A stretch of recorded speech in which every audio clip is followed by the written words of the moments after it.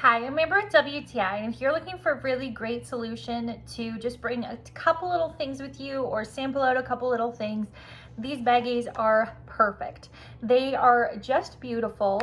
There's a holographic side and then the other side is clear. So we can see here, there's a little ziplock, and then once you put your stuff in, you snap it closed. And then to make it extra secure, you can also take a flat iron and seal it up here.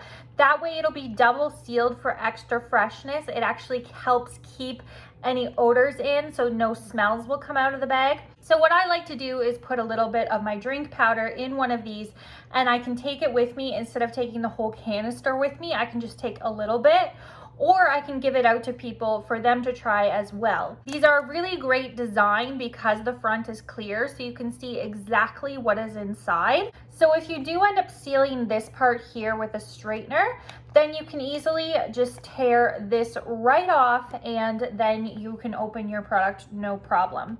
So it keeps it nice and safe and nice and fresh. It's a really great way to store stuff. You can even put jewelry in here or cosmetics, put some blotting papers in here.